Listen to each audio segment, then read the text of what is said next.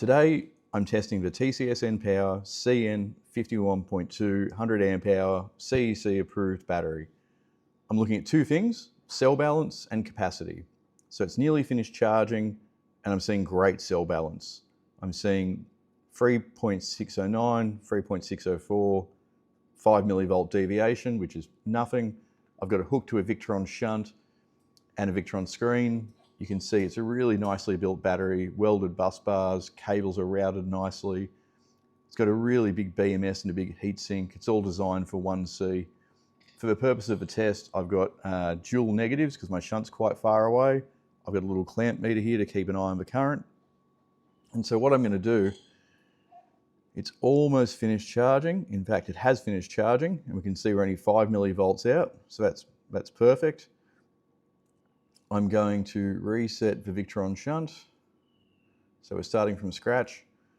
Turn off the main supply and start a heat gun. So off with the main supply. Start the heat gun. And I'm also looking to see how accurate the BMS is for current. So you can see here it's 37.7 approximately. And if I roll over here to the clamp meter, it's gone off on me. Turn it off and on again. 38.8, 38.5. So I think that's a pretty fair sort of tolerance. So I'm going to run this at this rate until it's completely flat and see how many amp hours we get out of it. I'll be using the Victron shunt to give me that feedback. Stay tuned and I'll come in and out a few times to have a look, but let's see if this battery's nameplate or hopefully even better. Okay, so you can see here, we're just coming up to 55% SOC with 54 amp hours remaining. All the cells still look good. 500 millivolts deviation. So this test is going to go for a little while longer. And yeah, we'll come back and check on it. Okay, so we're just crossing past 25%, so 24% SoC. 3.206, 3.201.005, 5 millivolts, so still very much close to cells. You can see here looking at the clamp meter, the current's going up now to deliver the same output because the voltage of the battery is dropping. We'd be probably at 51 point something now. Yep, 51 point something. But I'll just keep an eye on it and keep following it to the end and see what the total capacity we get is.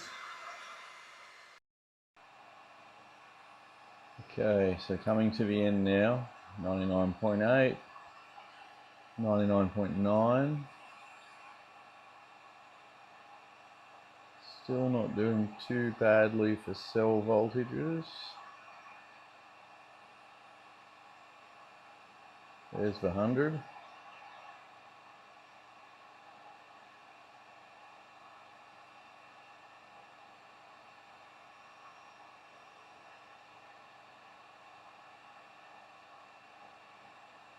$101. So another nice fact is that the latest batch of batteries are all testing between 105 and 107. So the capacity has actually increased a little bit. But all the same,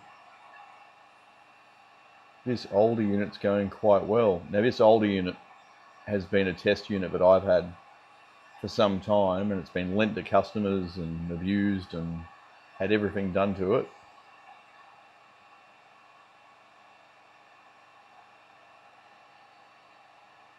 And we're still looking quite good. So it's done nameplate and more. I just keep flicking between the BMS software and the Victron shunt just to keep an idea of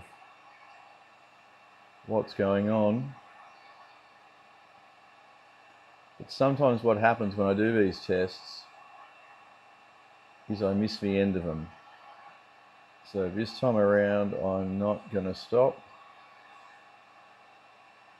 I'm just going to keep going until the BNS cuts out.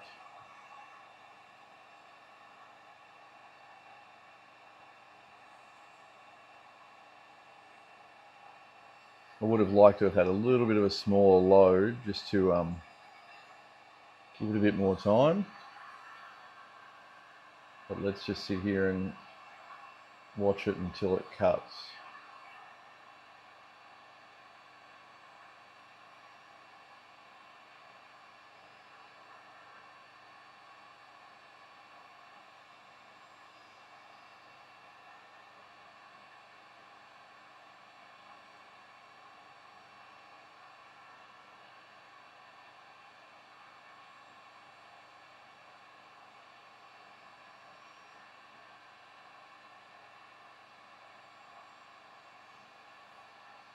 So they really are 5.12 kilowatt hours usable capacity. So it's the rating of them, but part of the CEC accreditation is they also ask if their usable capacity is, or they ask what it is. And these ones are rated at 5.12, and being it's already over nameplate, that seems very believable. I'm not sure how much further it'll go, but as I said, all the latest ones arriving in October are all 105 to 107, which is pretty impressive. There it is, 101.2. I think that's fine. I've tested plenty of batteries and some don't even make nameplate, so I'm happy with that. That's a good outcome.